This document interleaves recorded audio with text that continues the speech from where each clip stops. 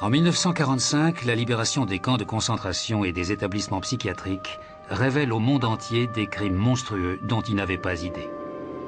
Pire encore, on découvre que des médecins ont participé activement à ces horreurs. Certains d'entre eux comptent parmi les plus fervents auxiliaires d'Hitler. En 1946, nombre de ces praticiens sont traduits devant la justice. Parmi eux, Karl Brandt.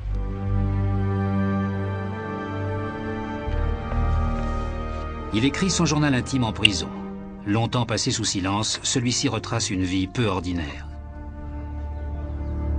Karl Brandt s'est retrouvé au cœur du pouvoir, fasciné par Adolf Hitler. Il mènera une carrière spectaculaire, toujours aux côtés du Führer.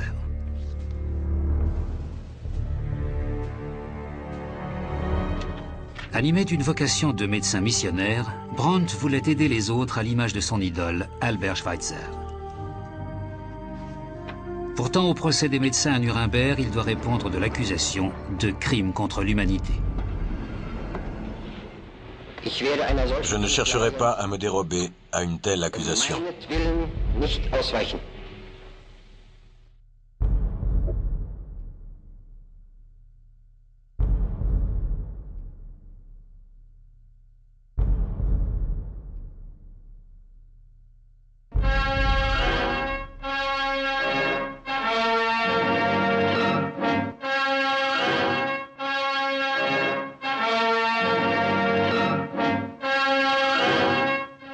Dans la grande salle de la cour d'assises de Nuremberg, un an exactement après l'inauguration du premier grand procès contre les criminels de guerre, a débuté la première audience contre 23 éminents médecins nationaux socialistes.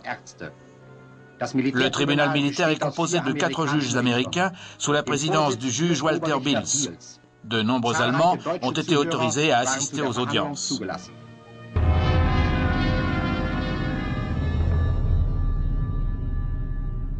Les États-Unis d'Amérique contre Karl Brandt et d'autres. Cela ressemble fort à une justice de vainqueur. Pourtant, le tribunal assure qu'il n'agit pas par pur esprit de vengeance et que le droit sera respecté.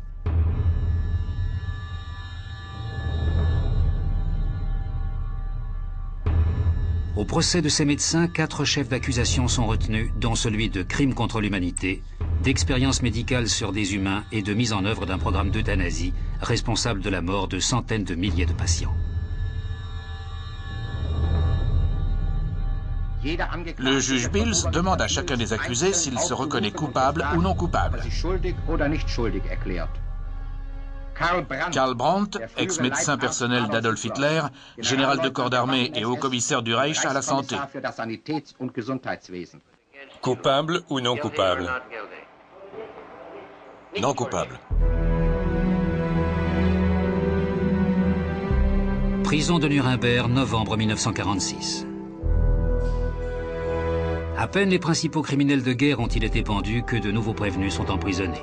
Des médecins étroitement surveillés par les GIs pour qu'aucun n'échappe au procès en se suicidant, comme Göring. Dans la cellule 373, le principal accusé, Karl Brandt, travaille à sa défense et rédige son journal intime, un texte destiné uniquement à sa famille. Nous le découvrons aujourd'hui. Ce témoignage nous en apprend-il plus sur ses motivations que les comptes rendus du procès?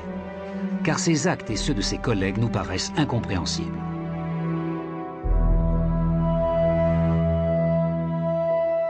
C'est le procureur général, le général de brigade Telford Taylor, qui en dresse la liste pour le tribunal et l'opinion publique. Les prévenus sont accusés de meurtre, mais il ne s'agit pas d'un simple procès criminel. Leur châtiment, ou celui de milliers d'autres aussi coupables qu'eux, ne pourra jamais réparer les blessures terribles que les nazis ont infligées à tous ces malheureux. Il est de notre devoir, envers le monde entier, de montrer pourquoi et comment tout ceci a pu se produire. Pour comprendre leur motivation, il faut revenir en arrière. Le 30 janvier 1933, Hitler et le NSDAP, le Parti national-socialiste des ouvriers allemands, prennent le pouvoir. Le peuple allemand est fou de joie.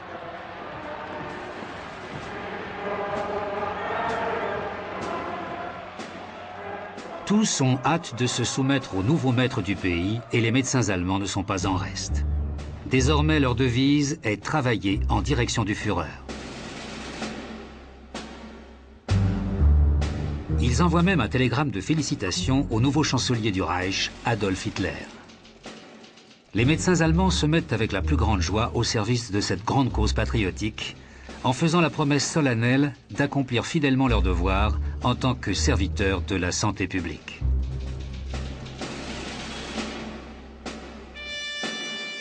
Dans les archives fédérales à Berlin sont conservées les cartes de tous les membres du parti nazi.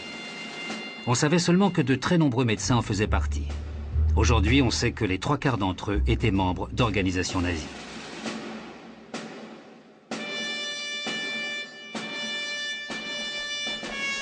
Aucune autre profession ne s'est engagée aussitôt et aussi activement.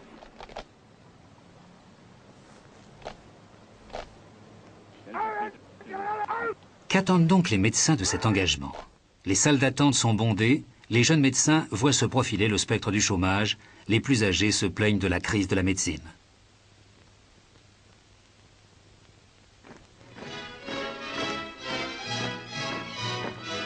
Le NSDAP leur apparaît providentiel. Le parti leur promet du travail et l'arrivée d'un souffle nouveau dans la médecine.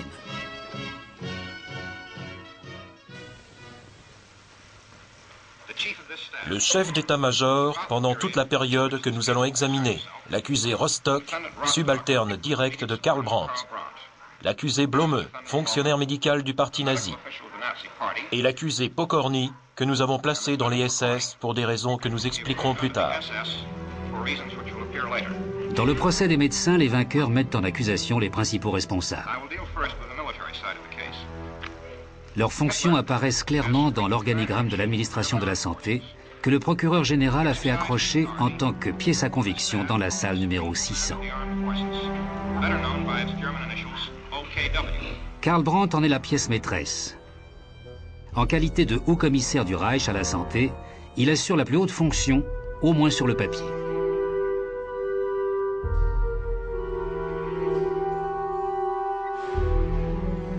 Lui-même attache une importance extrême au fait que la médecine nazie a agi uniquement comme une sorte de différentiel, une image qu'il affectionne particulièrement.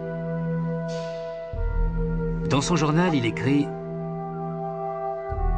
On dirait une esquisse accrochée dans la salle d'audience comme un signal de danger, comme si j'avais été une araignée au centre de sa toile. » Comment Karl Brandt, chirurgien spécialiste de traumatologie, s'est-il retrouvé à un poste aussi exceptionnel? Il se souvient du jour où sa vie a changé. Août 1933, le médecin est en route pour l'Obersalzberg. Il a tout juste 29 ans.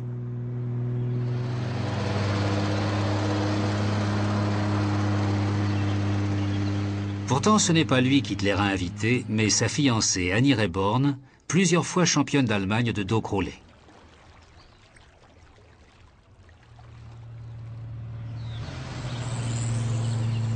Hitler a découvert une photo de la nageuse dans le Berliner Illustriert alors qu'il était incarcéré dans la prison de Landsberg pour haute trahison. Il lui a envoyé une carte de félicitations pour son titre avant de l'inviter à Munich. Depuis, Rehlein fait partie du cercle intime du Führer. Son fiancé Karl Brandt est lui aussi le bienvenu sur l'Obersalzberg où Hitler aime randonner avec ses amis. Comme tant d'autres, le jeune interne tombe sous le charme du chancelier.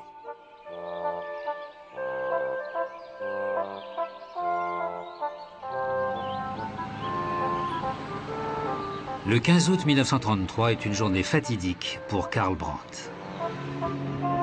La joyeuse troupe d'invités d'Hitler part en excursion. Brandt note sobrement dans son journal « J'étais présent lors d'une balade dans la région de Reit im Winkel quand l'aide de camp Wilhelm Bruckner fut grièvement blessé dans un accident de voiture.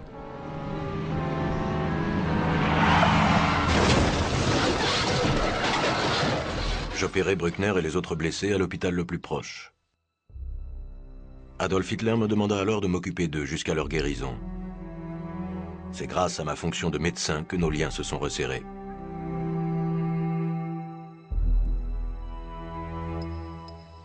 Hitler apprécie les discussions avec un homme comme Karl Brandt, compétent sur le plan professionnel, fervent national-socialiste, intelligent, cultivé et mondain. Eva Braun aussi apprécie le médecin et le filme souvent aux côtés d'Hitler. C'est ainsi que s'est créée ma future charge de médecin personnel. Quand Hitler partait en déplacement, j'étais forcément du voyage. Le chirurgien fait désormais partie des intimes d'Hitler. Il est presque toujours là, dans la deuxième voiture, en cas d'urgence médicale. Il accompagne le Führer dans tous ses voyages. Ici, à l'été 1942, avec Hitler et Mussolini sur le front de l'Est. En sa qualité de médecin personnel, il porte l'uniforme SS. Sur le plan personnel aussi, les deux hommes sont proches. Hitler est témoin au mariage de Karl Brandt, un honneur exceptionnel.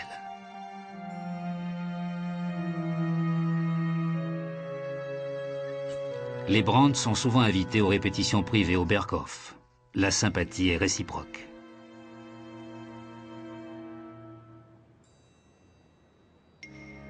J'avais de plus en plus de respect pour Hitler sur le plan humain. Comme la majorité de la population, j'étais convaincu de ses qualités de chef.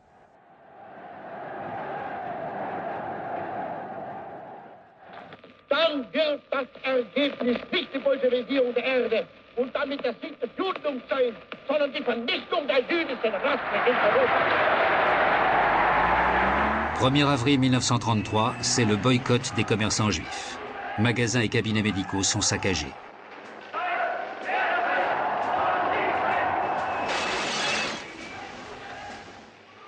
Six jours plus tard, c'est l'entrée en vigueur de la loi sur la revalorisation de la fonction publique, un énoncé apparemment inoffensif qui signe l'arrêt de mort professionnel des citoyens non-ariens et des communistes. De nombreux médecins juifs sont emmenés par les SA et traités plus durement que des criminels, comme le professeur Mamlock dans ce film de la DEFA. Beaucoup ont agi par devoir envers leurs patients. D'autres ont courageusement dédaigné l'interdiction de retourner dans leur clinique.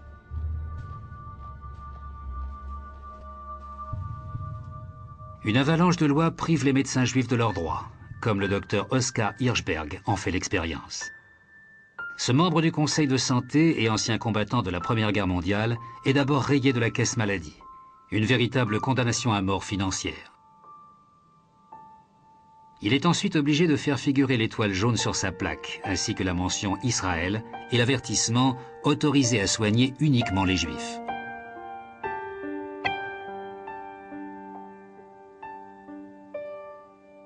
Environ 9000 médecins juifs perdent leurs moyens d'existence. La plupart quittent le pays.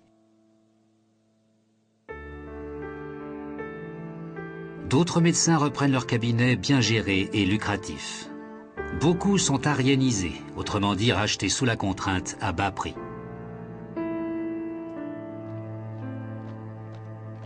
Nombre de médecins nazis au chômage voient ainsi leur fidélité à Adolf Hitler et au parti récompensée. Pour sa part, Brandt ne quitte pas le Führer. Cependant, on le sait aujourd'hui, il n'a jamais été impliqué dans les actions antisémites. Comme beaucoup d'autres, il prétend n'en avoir rien su.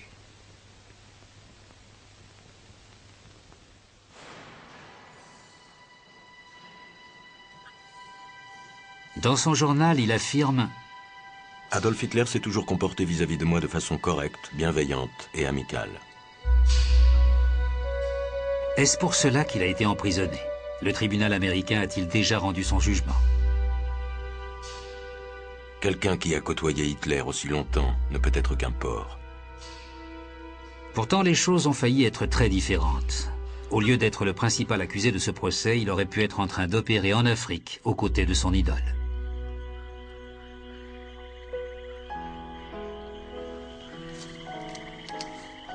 Pendant mes études, j'avais été en relation avec le célèbre Albert Schweitzer. Je voulais travailler avec lui à Lambaréné, une fois terminée ma spécialisation en chirurgie.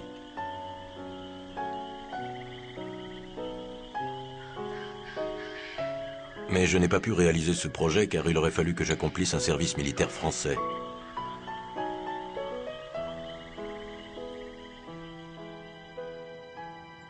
Le 27 janvier 1932, je suis donc entré au NSDAP.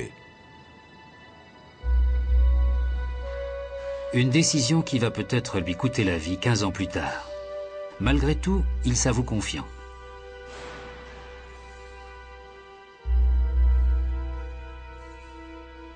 Les Américains n'oseront pas me pendre.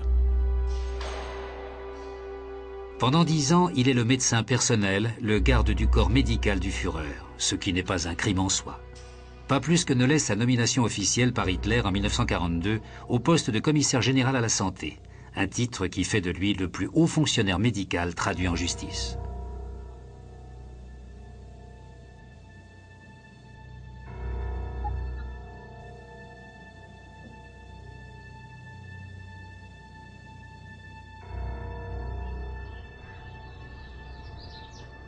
Le rival de Karl Brandt est le docteur Leonardo Conti, secrétaire d'État à la santé publique et nazi de la première heure.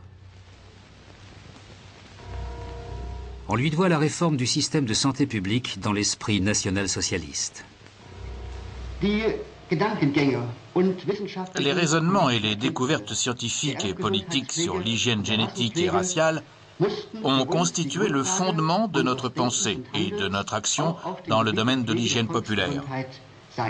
Mais cette réorganisation n'est en aucun cas complètement achevée.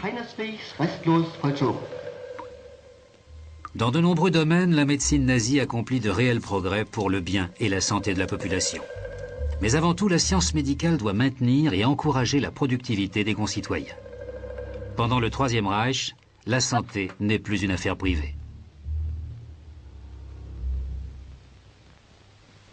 Heute mehr denn je haben wir die Pflicht, gesund zu sein und gesund zu leben.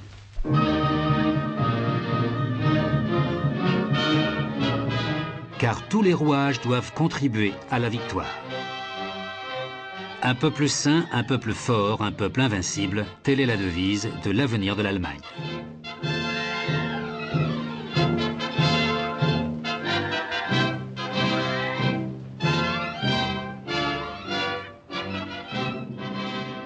Depuis 1934, l'État a créé 700 bureaux d'hygiène dans l'ensemble du Reich, avec pour mission de prendre en charge ce qu'il appelle l'hygiène raciale pour un peuple arien sain.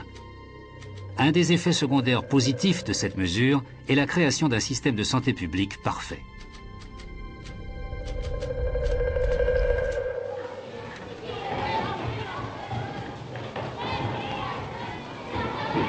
So, Walter, jetzt wollen wir mal schauen, was dir fehlt, ja? Mach mal schön auf. Nun nehmt mal eure Zahnbürste und macht mal alle mit. Tüchtig, von oben bis unten, rechts, links. So, jetzt wollen wir mal tüchtig gurgeln.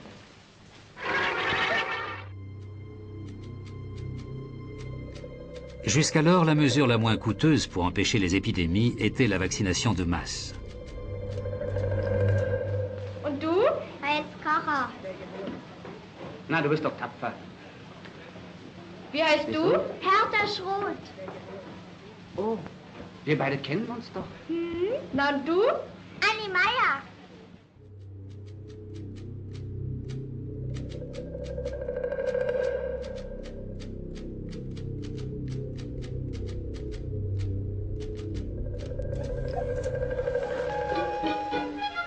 Simultanément est lancée une campagne de lutte contre les poisons agréables comme le tabac et l'alcool. Ein solches Leben ist Gift für die Gesundheit.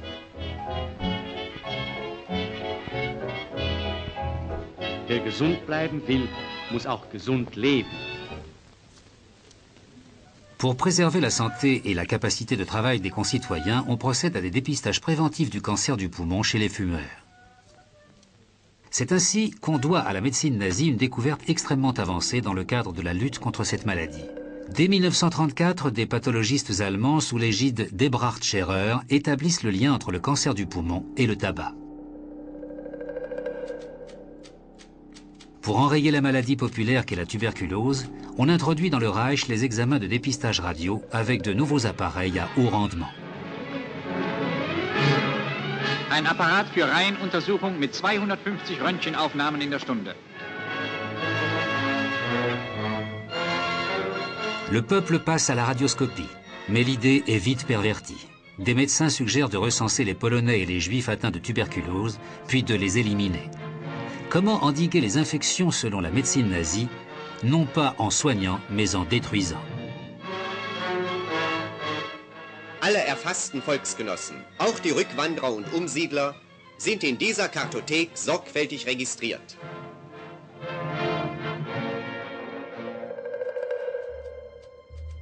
Les statistiques font désormais partie de l'entreprise santé publique. Compter et recenser, voilà la nouvelle devise des médecins. En 1939, on commence à encarter le Reich. Grâce à un système de cartes perforées, ultramoderne à l'époque, les autorités dressent le cadastre sanitaire de l'ensemble du peuple allemand. L'Office de la santé compte et recense les juifs atteints de tuberculose et de typhus,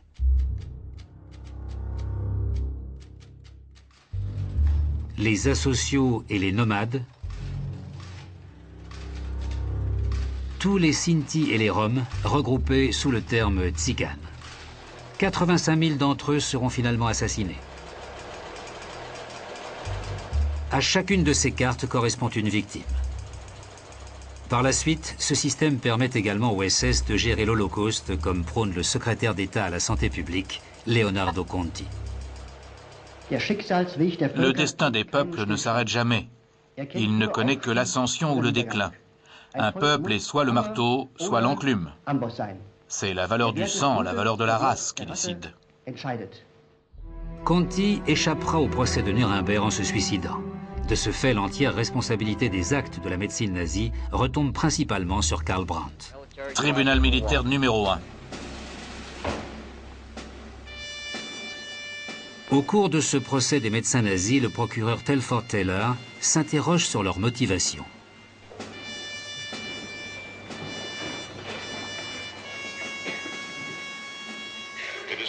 Il nous appartient d'exposer de façon parfaitement claire les idées et les raisons qui ont poussé ces accusés à traiter leurs semblables moins bien que des animaux. Les idées perverses et les conceptions dénaturées qui ont engendré des actes d'une telle sauvagerie n'ont pas disparu. Elles ne peuvent être détruites par la force des armes. Nous ne devons pas les laisser proliférer comme un cancer au sein de l'humanité. Ce n'est pas au Café du Commerce que ces idées et conceptions perverses ont été développées, mais bien dans des instituts scientifiques renommés.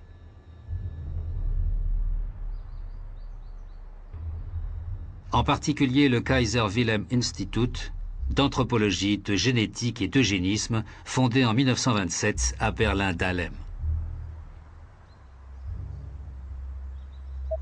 Sous les yeux de la déesse de la science, Pallas Athéna, les anthropologues étudient le fonctionnement de l'hérédité humaine.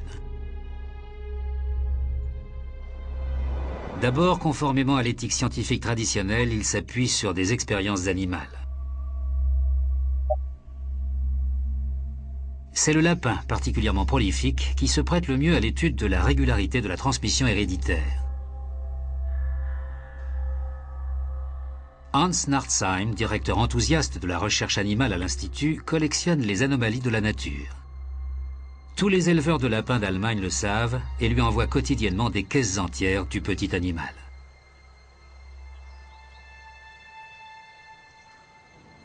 Mais si Nartzheim mène ses recherches sur les animaux sauvages et domestiques, d'autres les mènent sur des humains. Élever des Ariens sains, empêcher la reproduction des malades et éliminer les individus affublés de tares héréditaires, telles sont les nouvelles tâches de la nouvelle médecine nationale socialiste.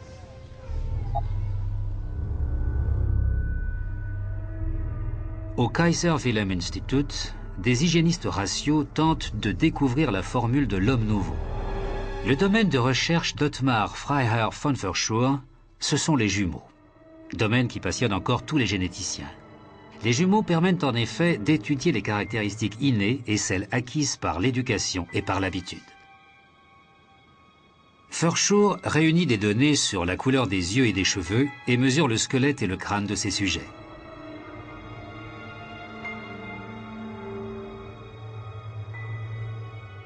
Son objectif est d'établir le plus grand fichier du monde des jumeaux.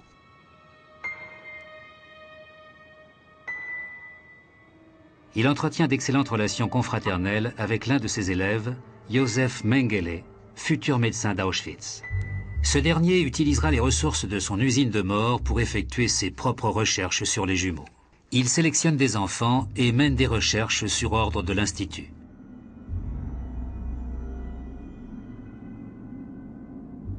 Mengele les surnomme ses lapins et a baptisé le camp le zoo. Il traite ses cobayes avec une certaine sollicitude et se fait appeler Oncle Pépi. Et quand il en a fini avec eux, il leur injecte lui-même une dose mortelle de phénol dans le cœur.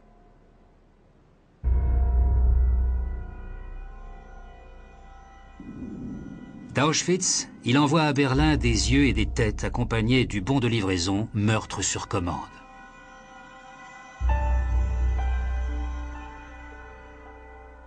« 2800 jumeaux mourront à Auschwitz, seuls 200 seront libérés en 1945.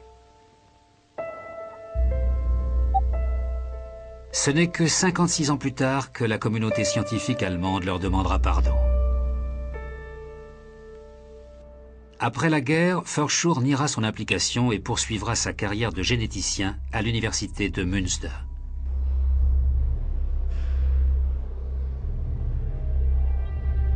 Eugène Fischer est le directeur du Kaiser Wilhelm Institut d'anthropologie.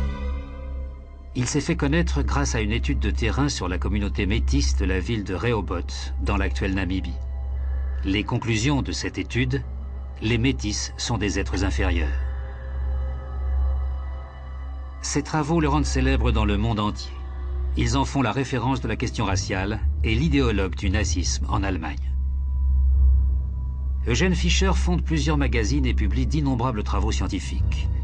Il est également co-auteur de l'ouvrage de référence « Les principes de l'hérédité humaine et de l'hygiène raciale », connu sous le nom de Bauer-Fischer-Lenz, dont Hitler s'inspirera très largement. Les théories raciales de Fischer sont reconnues dans le monde entier.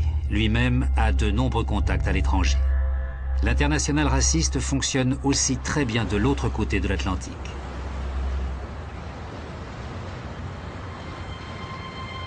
C'est ainsi que Fischer noue des liens d'étroite amitié avec le spécialiste américain de la pureté raciale, Charles Davenport.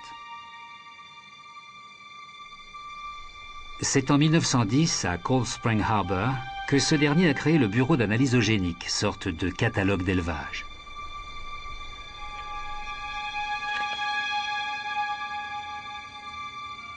L'historien scientifique et biologiste Garland Allen a étudié dans les archives les arbres généalogiques et les questionnaires qui servirent à dresser des profils génétiques.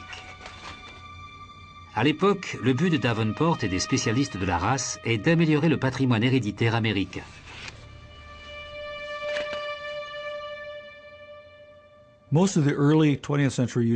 Au début du XXe siècle, la majorité des eugénistes aux États-Unis s'inquiétaient énormément des problèmes sociaux croissants dans les principales villes américaines, en particulier Chicago et New York.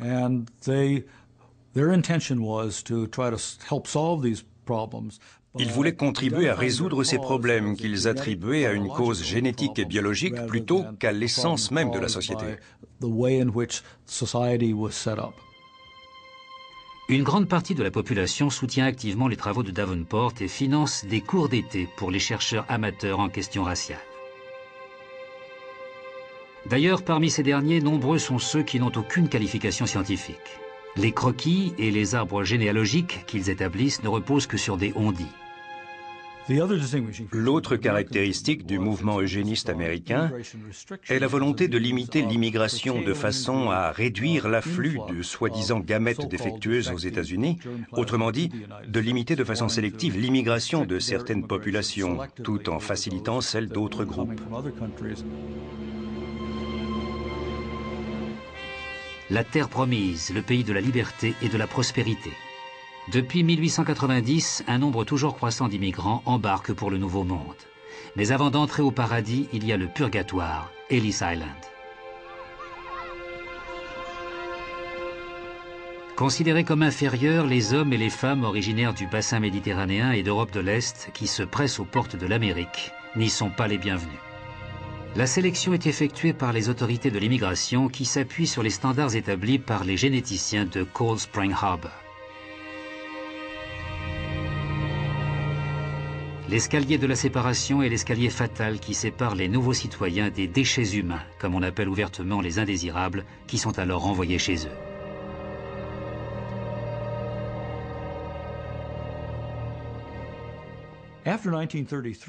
Après 1933, les eugénistes américains ont été à la fois enthousiasmés et jaloux de tout ce qui était fait en Allemagne.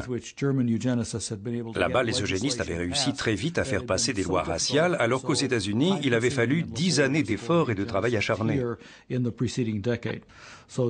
Par conséquent, les eugénistes américains observaient ce qui se passait en Allemagne avec une réelle admiration. De leur côté, les Allemands ne manquaient pas de rappeler que les États-Unis avaient introduit de nombreuses réglementations bien avant l'Allemagne. En 1939, les autorités américaines coupent les vivres au bureau d'analyse eugénique. En Allemagne, au contraire, les caractéristiques raciales sont devenues d'une importance vitale.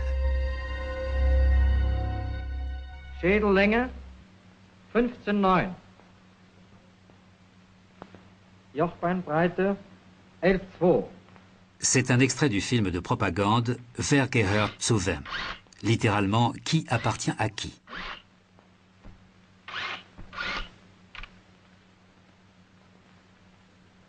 Frau Weber 1C. Herr Weber. Herr Fabeku. Ich danke Ihnen. Wir sind fertig. Suffit-il d'instruments de mesure anthropologique et d'un tableau des couleurs des yeux et des formes du nez pour établir qui est juif, un quart juif, voire d'apparence juive? Les expertises raciales des anthropologues nazis ont-elles encore quoi que ce soit de scientifique?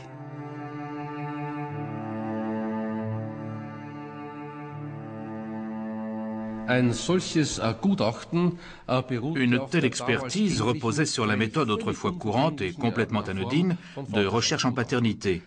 On examinait la mère, le père, un second, voire un troisième témoin, plus les enfants, et on étudiait de façon très précise les caractéristiques physiques et leurs similitudes au sein du groupe concerné. Cela n'a rien de choquant. C'est même une expérience que nous faisons tous au quotidien. La différence est que là, c'est devenu systématique. Le résultat de cette expertise est alors complètement différent. Brusquement, on se sert des caractéristiques observées pour déclarer sans la moindre justification scientifique « ce nez est juif, cette bouche est juive, ces pommettes sont aryennes ».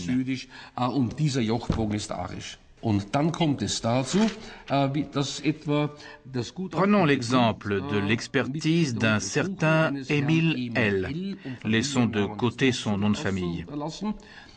Quand les conclusions sont renvoyées à Berlin, voilà que ce monsieur ne s'appelle plus Émile L, mais Émile Israël L. Le jugement est tombé.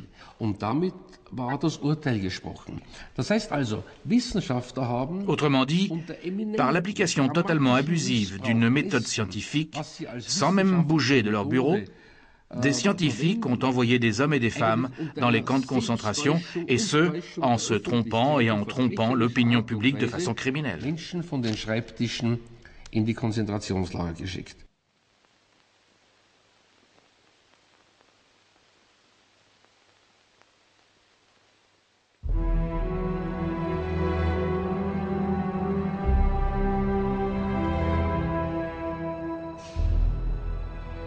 À Nuremberg, le tribunal militaire ne peut pas poursuivre Karl Brandt pour l'extermination des Juifs à Auschwitz. Pourtant, son nom est lié à l'événement qui va inaugurer les pires crimes jamais commis. Quand débute l'histoire de ce martyr, Karl Brandt est là, sur ordre du Führer. Le 7 novembre 1938, on vient le chercher en salle d'opération à Berlin. L'homme d'Hitler chargé des missions délicates est envoyé à Paris.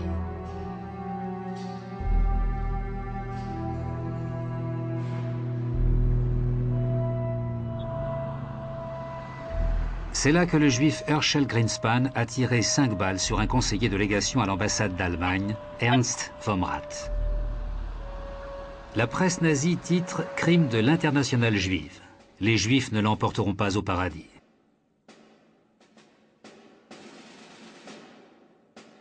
L'assassin est arrêté. Opéré immédiatement, Vomrath semble tirer d'affaire. À Paris, il est entre les mains de bons médecins. Dans ce cas, pourquoi Hitler envoie-t-il à son chevet les chirurgiens Magnus et Brandt?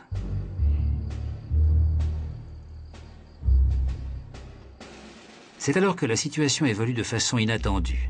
Un télégramme parvient à Berlin. Mon Führer, le camarade von Rath est décédé des suites de ses blessures le 9 novembre à 16h30. Signé Brandt. Alors que Brandt rentre à Berlin, en un temps remarquablement court, un pogrom bien organisé éclate dans tout le Reich. Au cours de la nuit de cristal, le 9 novembre 1938, l'incendie de nombreuses synagogues marque le début de l'Holocauste.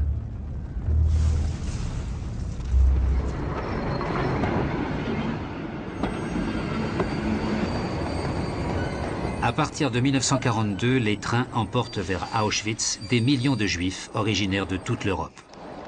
Des médecins sont les théoriciens et les pionniers de l'Holocauste. Ce sont eux qui ont défini la race juive. Eux qui ont inventé les expertises raciales et envoyé les juifs dans les camps d'extermination.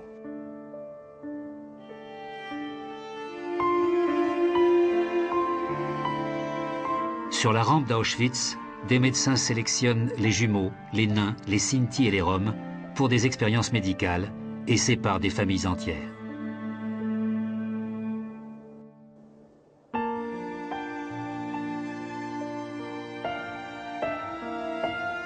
Tous passent devant le médecin. Pour tous les enfants de moins de 14 ans, toutes les femmes et les personnes âgées, c'est la chambre à gaz.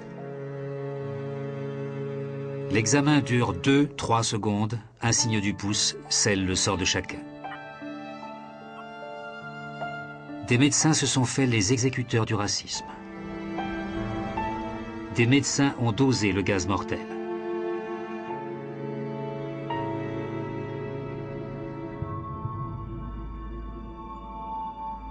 Des médecins ont surveillé le déroulement des opérations d'élimination et dirigé le dépouillement des cadavres de leurs dents en or.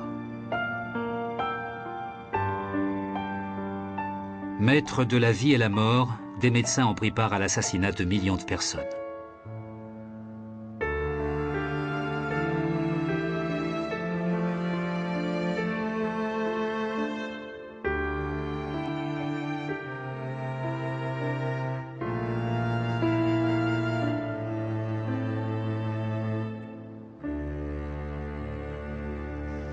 À Nuremberg, on apprend peu à peu toute l'ampleur de leur implication dans l'Holocauste. Telford Taylor évoque justement la responsabilité des accusés. Ce ne sont pas des ignorants. La plupart sont des médecins expérimentés et certains sont des scientifiques émérites.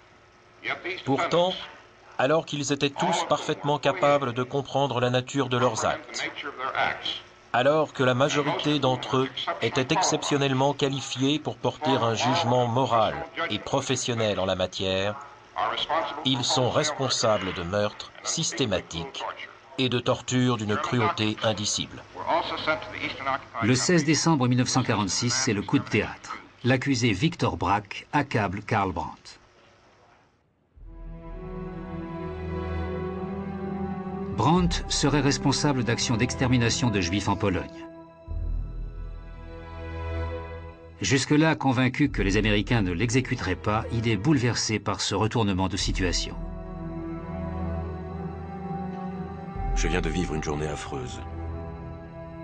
La déclaration formelle de Brack est le pire tissu de mensonge qui soit. Cet individu prétend que l'extermination de Juifs en Pologne aurait eu lieu avec mon assentiment. Je n'ai aucun témoin, aucun document, rien. On va chercher à tout me mettre sur le dos.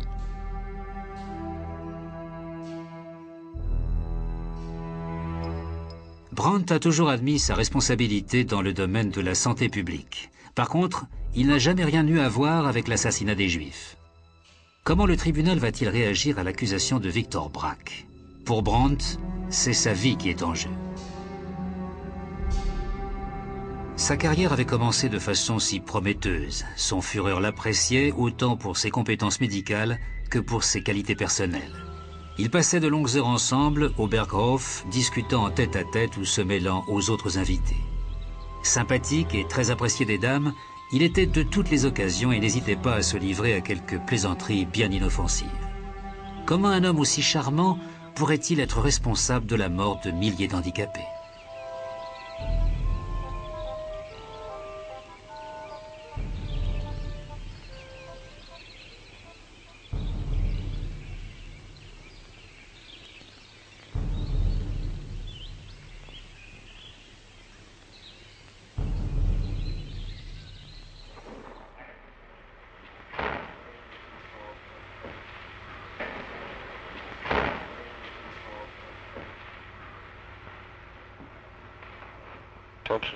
La cour.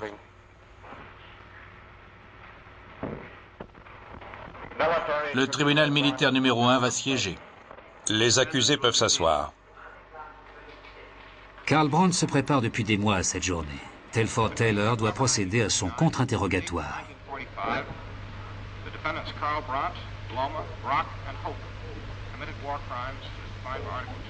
Nous allons examiner l'exécution du programme d'euthanasie du Troisième Reich, au cours duquel les accusés ici présents ont assassiné des centaines de milliers d'êtres humains, y compris des citoyens des pays occupés par l'Allemagne. Ce programme impliquait l'exécution systématique et secrète des personnes âgées, des malades mentaux, des malades incurables, des enfants handicapés et d'autres personnes par gazage, injection mortelle et divers autres moyens. Concernant le chef d'accusation d'euthanasie, la responsabilité de Karl Brandt est définitivement établie. Quelle va être sa défense? Le tribunal et le public vont être surpris.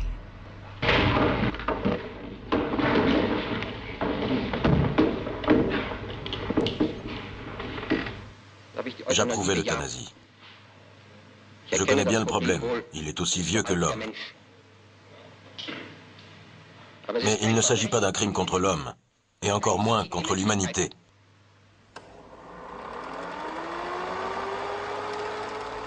L'accusation voit les choses autrement. Comme preuve, elle fait projeter un film tourné par les soldats américains au printemps 1945, lors de la libération de l'asile psychiatrique Hadamar.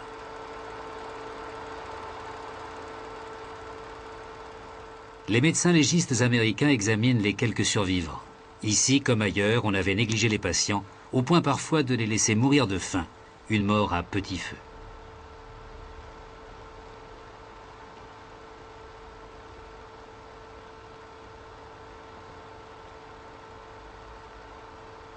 Dans des fosses communes, les vainqueurs trouvent des cadavres pas encore décomposés, preuve que jusqu'à la fin, on tuait encore les malades. Pour Karl Brandt, tout cela n'a rien à voir avec sa conception de l'euthanasie. Depuis les années 20, de nombreux médecins réclament la libéralisation de l'élimination des vies indignes d'être vécues. Karl Brandt n'est pas le seul pour qui l'euthanasie est une façon de soulager de leur souffrance les malades incurables. Il s'explique ainsi. L'euthanasie n'est rien d'autre qu'une manifestation d'humanité, le degré le plus élevé de l'éthique humaine, l'expression ultime de l'affirmation de la vie. Pour lui, ce programme d'euthanasie commence à l'occasion d'une mission humanitaire.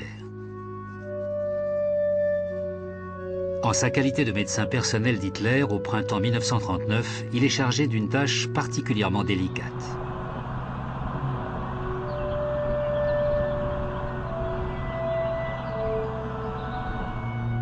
Adolf Hitler avait reçu un dossier à propos d'un enfant né aveugle, unijambiste et manchot. Son père avait demandé à Hitler le droit de procéder à l'euthanasie du bébé. Hitler m'avait alors immédiatement envoyé à Leipzig.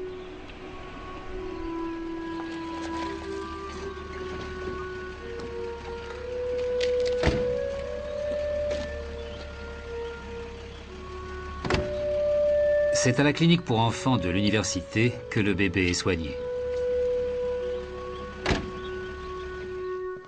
J'avais l'ordre de me rendre compte de la situation par moi-même.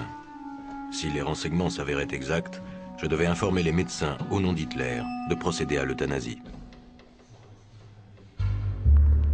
Cette requête offre l'occasion rêvée de lancer le programme Mort miséricordieuse. Brandt voit tout de suite que l'enfant est physiquement incurable et mentalement handicapé. Il ne fallait pas donner aux parents l'impression qu'ils étaient les instigateurs de cette mesure. Conformément aux ordres d'Hitler, j'ai donc autorisé les médecins à faire en sorte que la mort de l'enfant soit attribuée à d'autres causes. J'avais également pour consigne de veiller à ce que toute l'affaire ne se termine pas devant les tribunaux.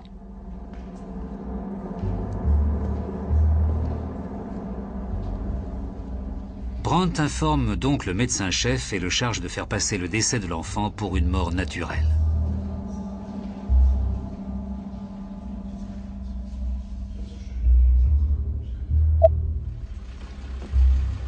Sa mission terminée, il rend visite au père du bébé pour lui annoncer que l'on accordera à son enfant une mort miséricordieuse. Le père déclara plus tard: Tout s'est passé comme M. Brandt me l'avait expliqué. Nous lui avons fait part de notre immense reconnaissance. C'était un homme imposant, intelligent, très convaincant. Il nous était apparu comme un sauveur.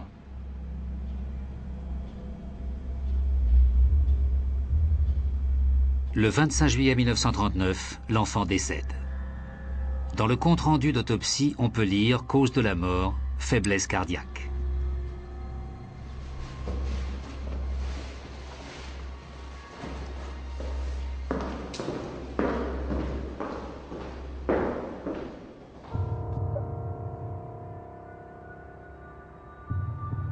Baumgartner-Höhe, l'hôpital psychiatrique de Vienne. Depuis 1907, on y soigne les névropathes dans des bâtiments majestueux de style 1900, répartis dans un cadre magnifique. À l'époque, c'est la philosophie prônée par la nouvelle psychiatrie, jusqu'à ce que les médecins nazis reprennent la direction de l'établissement et fondent le service pédiatrique am Spiegelgrund. Désormais, il ne s'agit plus de guérir et de soigner, mais de tuer des enfants.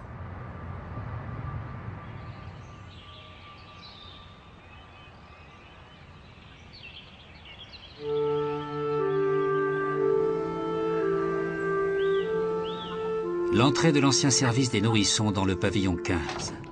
C'est ici que l'on amène les rebuts du Reich, comme on les appelle dans le jargon de la clinique.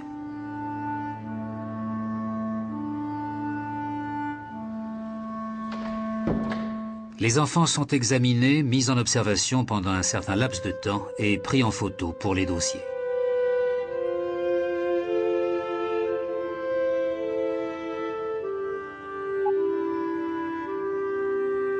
Pour les proches, le cahier d'autopsie du service pédiatrique est un témoignage atroce.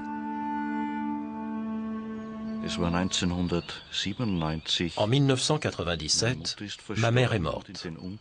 Et c'est en rangeant ces papiers que j'ai trouvé une photo. Une photo qui m'a profondément ému. Elle montre ma mère, mon frère aîné et son cadet décédé.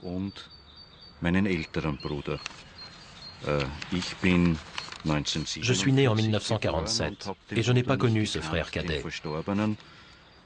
J'ai donc commencé à chercher dans les papiers de ma mère, jusqu'au moment où je suis tombé sur son acte de décès. Ça m'a fait un choc. Dessus, on lit « Décédé en décembre 1942 à l'Institut Baumgartner-Höhe à Vienne ». Par les médias, j'étais au courant des débats à ce sujet.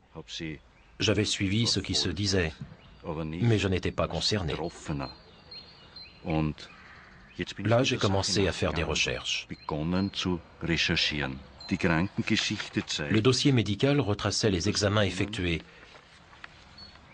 Et il montrait que ma mère avait essayé de le retirer de l'Institut, ce qui m'a beaucoup touché. Elle avait réussi, mais quelques jours plus tard, il y a été reconduit.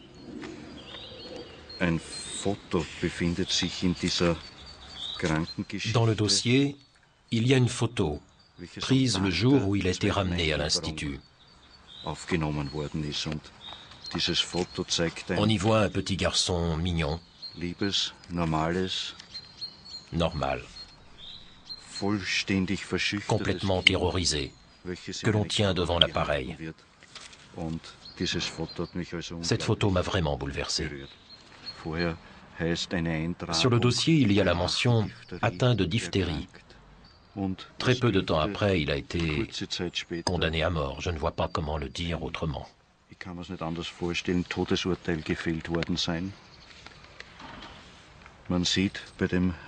le compte-rendu d'autopsie, rédigé de toute évidence le jour même du décès, on lit « cadavre d'un garçonnet d'une taille de 80 cm, pharynx, symptômes néant ». Alors, c'est quoi cette histoire de diphtérie?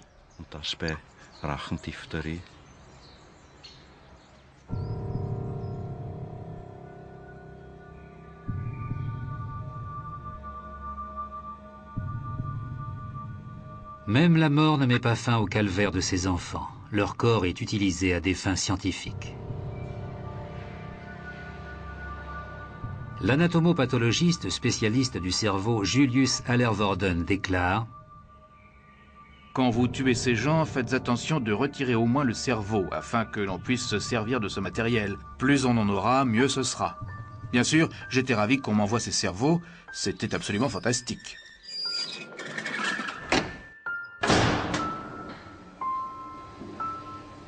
Au nom de la Commission du Reich pour l'enregistrement scientifique des souffrances héréditaires et congénitales graves, les pathologistes stockent leur matériel de recherche dans le formol.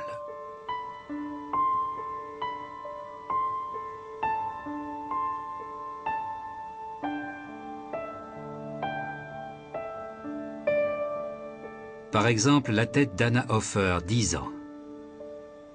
Sur une fiche, on peut lire « à conserver pour le docteur Gross ». Après la guerre, Heinrich Gross commença à travailler sur les cerveaux des enfants à l'assassinat desquels il avait lui-même participé pendant la période nazie.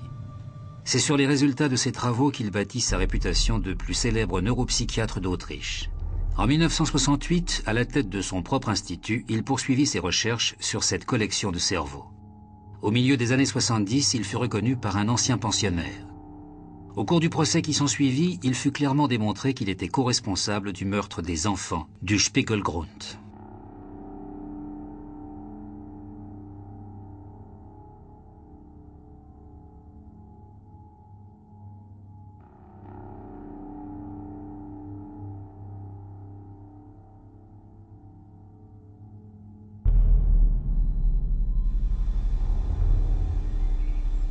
En 2000, son procès a été suspendu pour sénilité.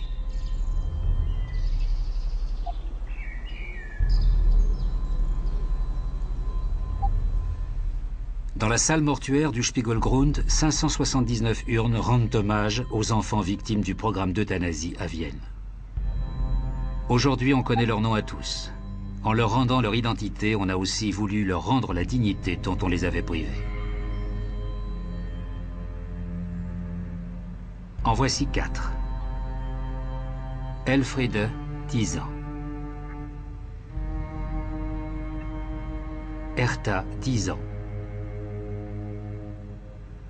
Otto, 12 ans. Reinhard, 10 ans.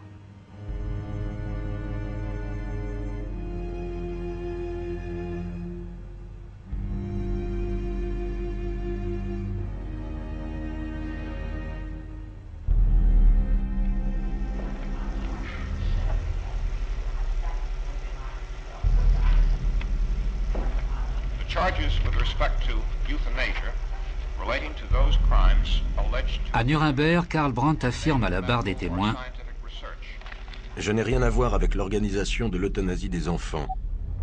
Cela relevait des services de la santé publique au ministère de l'Intérieur du Reich. Mais le tribunal possède des preuves. Jusqu'en 1942, il était directeur de la commission du Reich. Par conséquent, pour l'accusation, il est responsable de ces assassinats. Mais il se défend. J'avais seulement à vérifier que les dossiers étaient conformes. Ce n'est pas moi, mais le ministère qui ordonnait les transferts.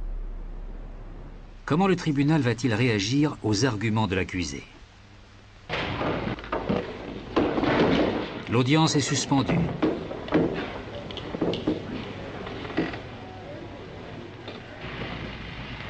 De tous les médecins qui se trouvent dans le box des accusés, Karl Brandt avait la fonction la plus élevée. Bien que son sort en dépende, le prévenu n'élude pas l'accusation et continue d'approuver l'euthanasie.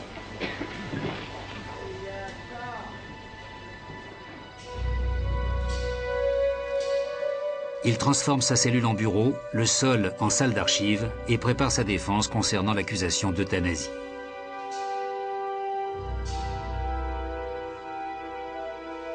L'euthanasie n'est pas un moyen d'extermination massive, mais une délivrance. Ce n'est rien d'autre qu'une manifestation d'humanité, l'expression ultime de l'affirmation de la vie. Il raconte dans son journal comment il a été chargé par Hitler d'une nouvelle mission spéciale. Début 1940, il est envoyé à Brandenburg an der Havel. À l'automne 1939, j'avais accompagné Adolf Hitler sur l'Obersalzberg. Là, il m'annonça qu'il voulait régler définitivement la question de l'euthanasie. Le médecin est couvert par une lettre d'Hitler. Le Reichsleiter Buller et le docteur Brandt sont investis de la responsabilité d'étendre l'autorité des médecins à accorder une mort miséricordieuse aux malades incurables. L'ancienne prison de Brandenburg, c'est là qu'ils vont chercher la façon la plus efficace de mettre ce projet en application. Réputé consciencieux, Brandt se sent personnellement responsable et veut employer la méthode la plus humaine pour tuer. Il convoque les autres spécialistes pour une réunion de travail, décrite par des participants comme une exécution test. Le docteur Leonardo Conti, à l'époque encore le plus haut fonctionnaire médical, y assiste.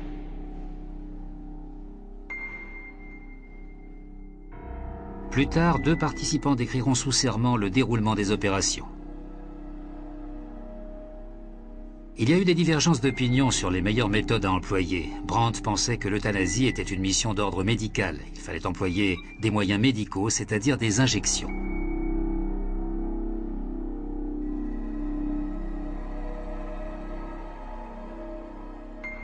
À l'époque, on nous a clairement dit que les docteurs Conti et Brandt avaient procédé eux-mêmes aux injections. Ces 2 médecins ayant les responsabilités les plus lourdes du Reich, c'était une façon très symbolique de montrer qu'ils se chargeaient aussi de l'exécution pratique de l'ordre du Führer.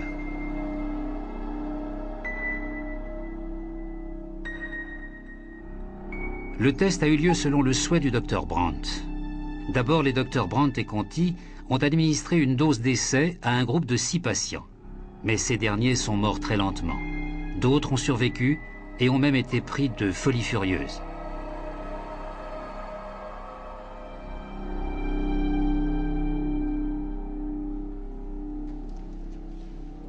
Les responsables sont horrifiés.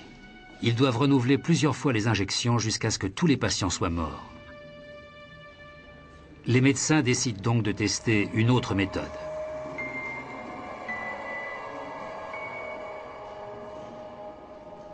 C'est dans ce but que le commissaire Christian Wirth, futur spécialiste des chambres à gaz dans les camps d'extermination, fait transformer une pièce en fausse salle de douche. On a fait un essai de gazage à l'oxyde de carbone sur un groupe de 10 patients malades mentaux, et ce, à l'initiative du Dr Brandt. C'était un homme très scrupuleux, extrêmement soucieux de ses responsabilités.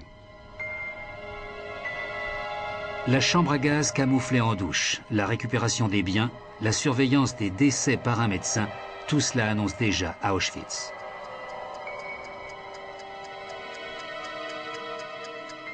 Ce premier essai est un succès.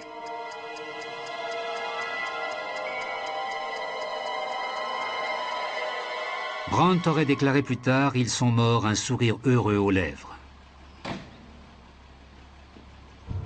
Et de fait, il recommande cette méthode à Hitler. Mais il insiste sur un point, seuls des médecins pourront ouvrir le robinet du gaz. Brandenburg a-t-il servi de modèle à Auschwitz? Ici, l'oxyde de carbone, là-bas, le Zyklon B. Brandt affirme n'avoir appris l'existence de ce gaz qu'en 1946 par la presse.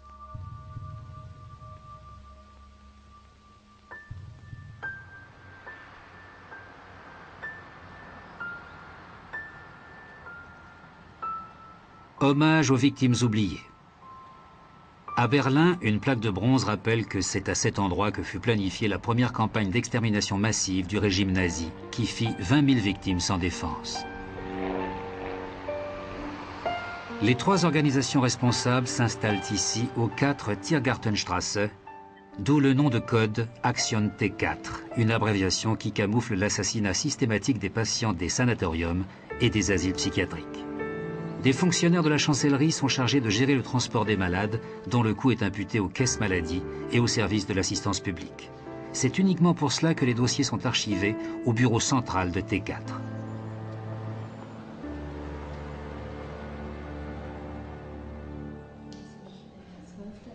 Sur les documents de la caisse de compensation de T4, on mentionne si les patients sont capables de travailler.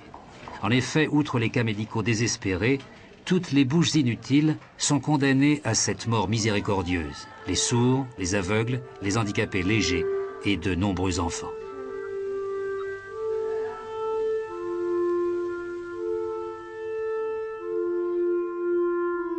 Soigneusement classée dans les dossiers, chacune de ces fiches est la preuve qu'on a disposé sans scrupule de la vie de ces êtres humains.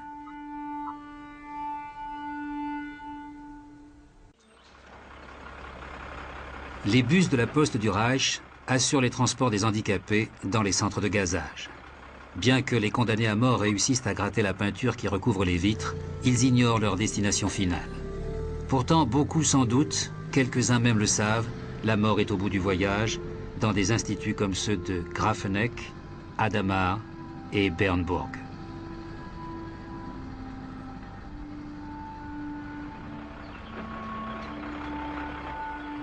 Ici, on a conservé en l'état l'aile où les gazages avaient lieu. Dans tous les instituts, le déroulement des opérations est immuable.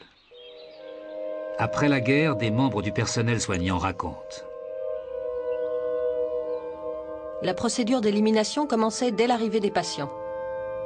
On leur injectait de la morphine sous prétexte de les vacciner préventivement, car certains commençaient à délirer.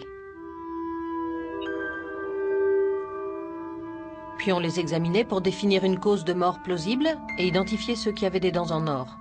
Ensuite, on les faisait entrer dans la chambre à gaz.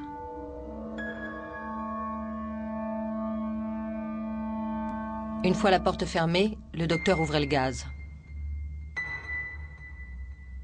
Un des médecins plaisante, les voilà qui font la culbute. Au bout de 20 minutes, c'est terminé. Plus tard, des médecins diront que les victimes se sont éteintes paisiblement. Une affirmation contredite par une infirmière. J'entrais souvent dans la chambre à gaz pour nettoyer les malades. La plupart du temps, ils étaient couverts d'excréments et de vomi. Quand on se fait dessus tellement on a peur de mourir, on ne s'éteint pas paisiblement.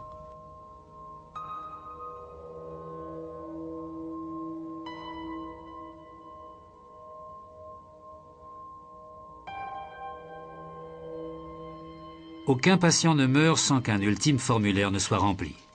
Dans tous les instituts, un service spécial est chargé des lettres de condoléances. Les secrétaires envoient aux parents des formulaires stéréotypés les informant que le malade est mort subitement d'une cause difficilement vérifiable, comme une méningite, une névrite ou une encéphalite. Ainsi, le décès paraît naturel.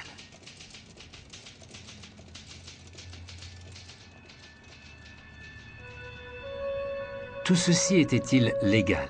Brandt s'appuie sur l'ordre donné par le Führer. Je n'ai pas envisagé qu'un décret du chef de l'État puisse m'amener à commettre un acte criminel. En outre, il s'est avéré que tout le monde, partout, faisait comme si c'était parfaitement normal. Et pour nous, ça l'était.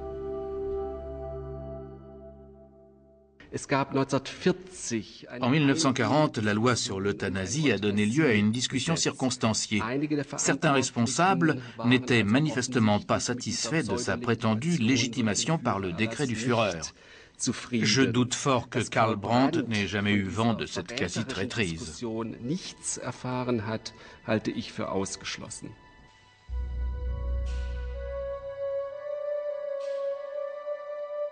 À Nuremberg, Karl Brandt peaufine sa dernière intervention, désireux de convaincre le tribunal qu'il est toujours resté fidèle à son idéal de jeune chirurgien. Et c'est justement un homme connu pour ses positions anti-euthanasie qui est cité comme témoin à décharge. Le pasteur Bodelschwingh n'a-t-il pas déclaré l'année dernière encore à Bethel que j'étais un idéaliste et non un criminel? Comment a-t-il pu faire cela?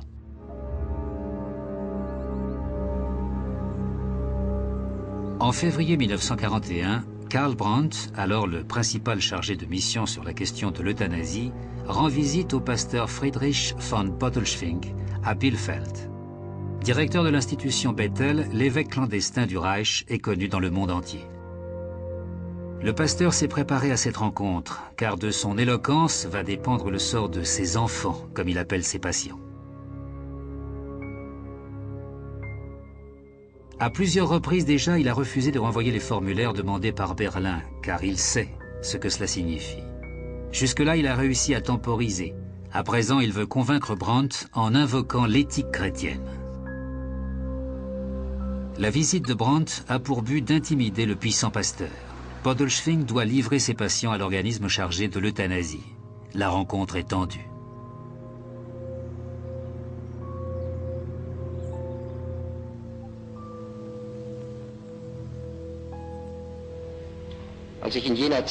Lors de ma discussion avec le pasteur Bodelschwingh, la seule personne sérieuse que j'ai rencontrée qui m'ait fait part de ses réticences,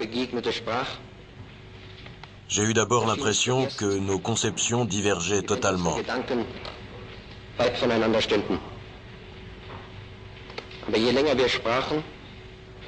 Mais au fil de cette conversation très ouverte, j'ai constaté que nous nous comprenions de mieux en mieux. L'euthanasie est interdite par la législation du Reich, prévient le pasteur, et Bethel est trop connu, cela déclencherait un tollé dans l'opinion internationale. Il fait visiter les bâtiments au médecin pour lui prouver que ses patients, loin d'être indignes de vivre, sont des êtres heureux et satisfaits de leur existence. Beaucoup travaillent et ne sont pas des citoyens inutiles. Tous sont bien soignés et dorlotés. Alors le pasteur a-t-il su toucher l'âme de Karl Brandt? Comme on peut en conclure d'après les notes de Friedrich von Bodelschwingh, Brandt a été impressionné en particulier par les enfants gravement handicapés du pavillon Patmos. Il est même revenu sur le sujet plus tard dans sa discussion avec le pasteur. Sur ce point, on peut dire que oui, Fritz von Bodelschwingh a su toucher son âme. Pour les patients de Bodelschwingh, Karl Brandt fait preuve de clémence. À Bethel, on appliquera l'euthanasie uniquement aux vies totalement éteintes, selon ses propres termes.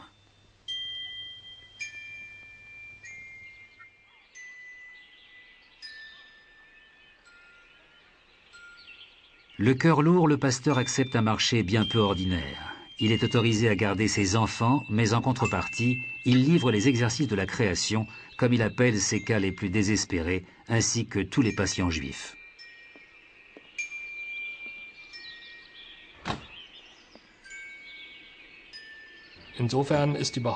Après la guerre, on a très largement répandu la thèse selon laquelle aucun patient de l'institution Bethel aurait été éliminé. De ce point de vue, c'est inexact. Par contre, il est tout à fait vrai que la grande majorité des malades ont été épargnés et que la résistance de Bodelschwingh a nettement ralenti l'application du programme d'euthanasie dans l'ouest du pays, sauvant ainsi de nombreuses vies. Ce fut le combat le plus dur de mon existence, déclara plus tard le pasteur Bodelschwingh. De son côté, Brandt évoque un combat et une quête. Mais les deux hommes continueront de correspondre, comme le raconte le pasteur. Brandt était parfaitement conscient de la problématique. Il n'agissait pas par dureté, mais par une sorte d'idéalisme. L'institution de Bethel sera la seule à bénéficier de la clémence de Brandt. Münster, en Westphalie. L'assassinat des malades est un secret de Polichinelle. Inquiète, la population attend un commentaire de son évêque belliqueux et intrépide. En ce 3 août 1941, l'évêque catholique Clemens von Galen a préparé un sermon courageux contre la direction du parti nazi. Lorsque le lion de Westphalie fait son entrée dans l'église Saint-Lambert, l'édifice est bondé. L'Évangile nous rapporte un événement bouleversant. Jésus pleure, le Fils de Dieu pleure. La chrétienté doit pleurer devant le mépris avec lequel Berlin bafoue les droits civils dans tout le Reich allemand. Tu ne tueras point. Ce commandement de Dieu, le seul qui ait le droit de décider de la vie et de la mort, est inscrit depuis toujours dans le cœur de l'homme. Des paroles explosives que les mouchards de la Gestapo retranscrivent scrupuleusement. Quelles conséquences ce sermon téméraire va-t-il avoir? C'est sur le front de l'Est qu'Hitler apprend l'indignation de la population. Or, ce mouvement sur le front intérieur tombe plutôt mal. Le 28 août 1941, il donne donc l'ordre à son médecin personnel de stopper complètement le programme T4. Mais dans les centres de traitement, les cheminées ne s'arrêtent pas de fumer pour autant. Désormais, l'organisation des éliminations n'est plus centralisée par Berlin. Elle relève uniquement de la responsabilité des médecins qui poursuivent clandestinement les liquidations. Désormais, ce sont eux les maîtres de la vie et la mort, comme à Hadamar. Après leur arrestation, le directeur de l'Institut, le docteur Wallmann, et son infirmier-chef, Karl Willing, sont interrogés par les enquêteurs américains. Tous deux admettent avoir tué des patients en leur injectant de la morphine. Les enquêteurs apprennent aussi qu'à l'occasion de la mort du 10 000e patient, le docteur Wallmann a organisé une fête à l'Institut. À Hadamar, les meurtres continueront jusqu'à l'arrivée des Américains au printemps 1945. La réalisation du programme d'euthanasie impliquait l'exécution systématique et secrète des personnes âgées, des malades mentaux, des malades incurables, des enfants handicapés et d'autres personnes, par gazage, injection mortelle et divers autres moyens dans les maisons de retraite, les hôpitaux et les asiles. Karl Brandt suit une stratégie double. L'ordre donné par Hitler de réaliser le programme d'euthanasie avait force de loi. Personne ou presque ne s'y est opposé. Le tribunal militaire américain dispose de la lettre écrite de la main du Führer dans laquelle il investit le Reichsleiter Buller et le docteur Brandt de la responsabilité d'étendre l'autorité des médecins à accorder une mort miséricordieuse aux malades après une appréciation critique de leur état. Outre cela, Brandt affirme « Je ne me suis jamais occupé de la mise en œuvre pratique de l'euthanasie. C'était la tâche de Buller et Brack. D'autre part, depuis août 41, j'étais chargé d'une toute autre mission. » En effet, sa vieille capote militaire témoigne que depuis l'été 1941, il est envoyé dans le Reich d'abord, puis sur tous les fronts.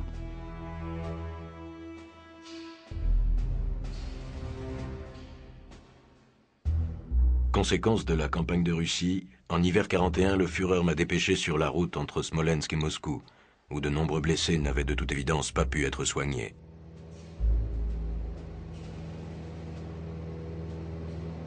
Brandt va s'en occuper, décrète Hitler.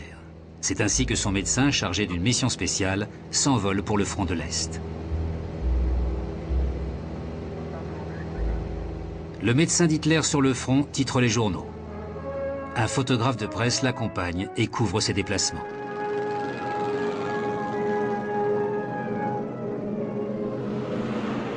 Conséquence dramatique de cet hiver terrible, les soldats blessés sur le front de l'Est ne reçoivent pratiquement aucun soin.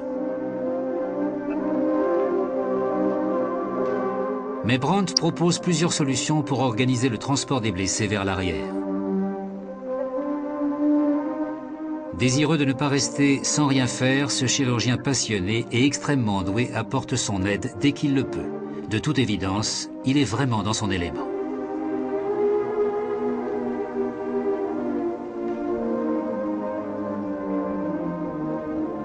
Un médecin de l'état-major déclarera devant le tribunal « Je n'ai jamais connu d'officier du service de santé qui arrive à la cheville du professeur Brandt, tant sur le plan humain que professionnel.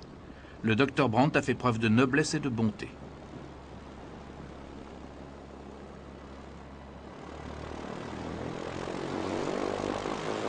Pourtant, le travail qu'il accomplit sur le front et qu'il décrit dans son journal ne lui vaut pas l'indulgence du tribunal.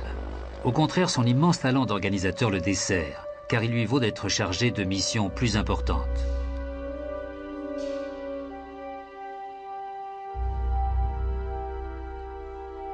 Hitler commence par le nommer commissaire général à l'hygiène et à la santé publique.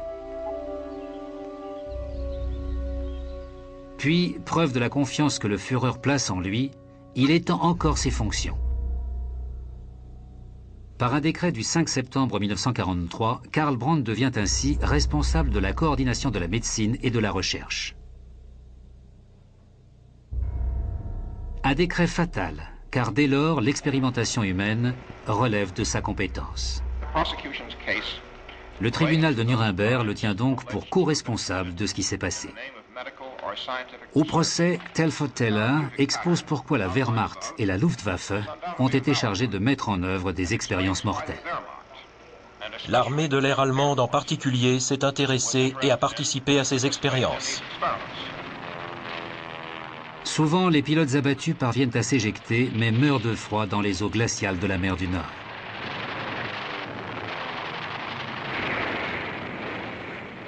Des médecins de l'aviation cherchent des moyens d'éviter cela.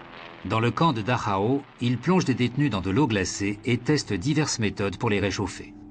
Ces expériences sont menées sous la houlette du docteur Sigmund Rascher, qui se suicidera à la fin de la guerre, échappant ainsi à la justice.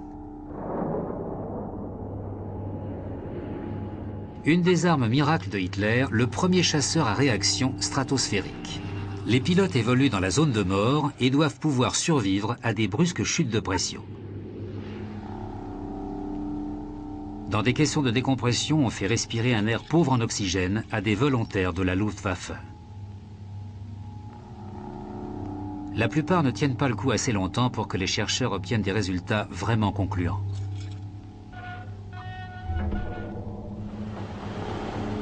C'est pourquoi les médecins installent leurs caissons mobiles dans le camp de Dachau. Là, ils poursuivent leurs expériences en toute tranquillité, persuadés, déclareront-ils au tribunal, que leurs cobayes étaient des condamnés à mort.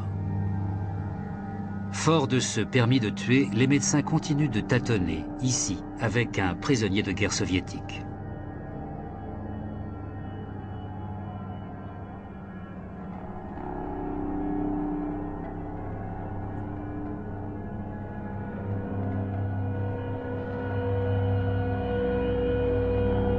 Ces expériences finales, autrement dit celles qui se terminent par la mort du cobaye, s'achèvent en salle d'autopsie.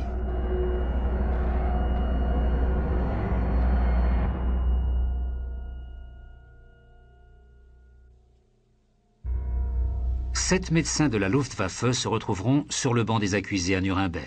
3 seront condamnés à la perpétuité et 4 acquittés. Mais quel fut le sort du directeur du projet de recherche Sauvetage en haute altitude, le professeur Hubertus Strogold? Que se passerait-il si, par exemple, une balle coupait l'alimentation en oxygène? Nous sommes confrontés à un problème tout à fait nouveau. L'ex-médecin de la Luftwaffe sera envoyé d'urgence aux États-Unis, ce qui lui permettra d'échapper à un procès et vraisemblablement à la pendaison. Aujourd'hui encore, il est considéré comme le père de la médecine spatiale.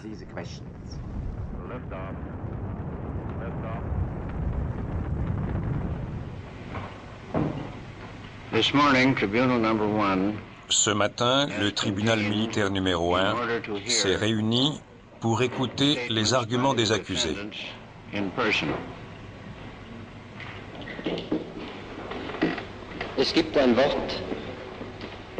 Il est un mot qui paraît tout simple, ordonner. Que de choses terribles se cachent derrière ce mot. Que de conflits déchirent celui qui obéit. J'ai ordonné et obéi.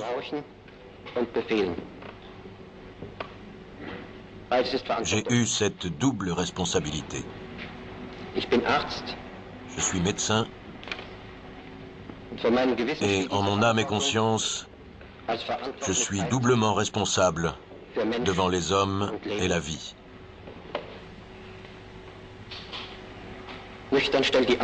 À cela, l'accusation répond froidement par les mots crime et mort et pose la question de ma culpabilité.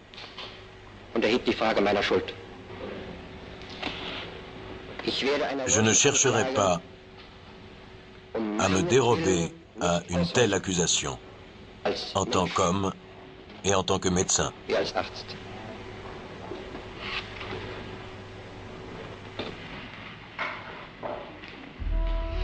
Jusqu'à la fin, Brandt affirme « J'ai ma conscience pour moi ».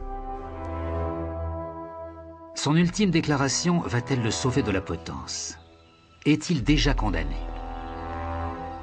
Une chose est certaine, pendant de nombreuses années, il a été le médecin personnel du Führer, invariablement à ses côtés.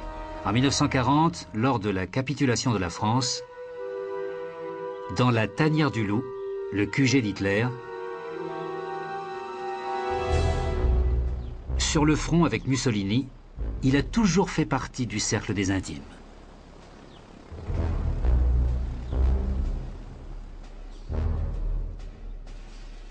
Adolf Hitler s'est toujours comporté vis-à-vis de moi de façon correcte, bienveillante et amicale. Peut-être était-ce même un homme sensible. En tout cas, il avait bon cœur. Mais le meilleur cœur de la Terre est impuissant face aux démons de la volonté. Fin 1944, pour la première fois, il prend conscience du côté démoniaque de son Führer. Après une dispute à propos d'un médicament, Hitler le remercie et va même jusqu'à le soupçonner de trahison. En avril 1945, Karl Brandt est en fuite.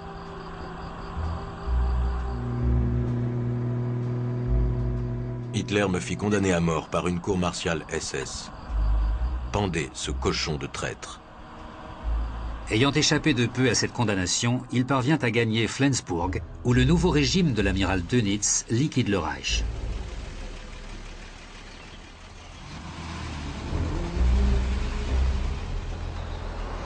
Il est arrêté par les Anglais avec les derniers fidèles nazis. Pour Hitler, qu'il avait tant admiré, il n'a que ce mot, un démon.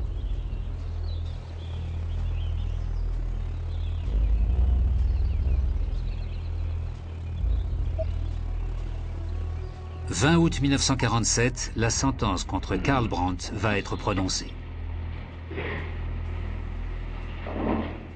Karl Brandt, le tribunal militaire numéro 1 vous a jugé coupable de crimes de guerre. Le tribunal n'a pas pris en compte la question de sa participation aux expérimentations sur des cobayes humains. En raison de son rang dans le système de santé nazi, il est avant tout tenu pour responsable du programme d'euthanasie. Le juge Walter Bills poursuit. Pour ces crimes jugés par le tribunal militaire numéro 1, je vous condamne, Karl Brandt, à la peine de mort par pendaison. Que Dieu ait pitié de votre âme.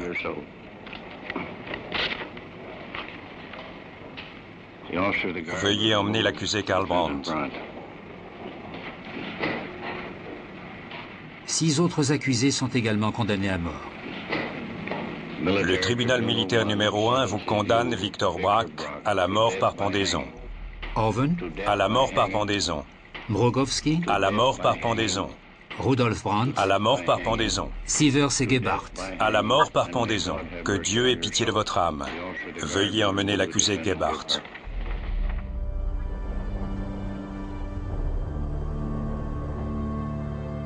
Karl Brandt voulait être médecin comme Albert Schweitzer. Mais par fidélité à Hitler, il s'est retrouvé pris dans un système inique et criminel. De tous les condamnés à mort, il sera le seul à connaître à l'avance la date exacte de son exécution. Il envisagera le suicide avant d'en rejeter l'idée. Il écrit à son fils. J'aurais pu partir de ma propre main, mais je n'en avais pas le droit, en vertu de mes plus hautes responsabilités. Envers qui a-t-on de plus haute responsabilité, si ce n'est envers ses semblables? Comprit-il jamais son implication, sa culpabilité? Sans doute jamais, pas même à la fin.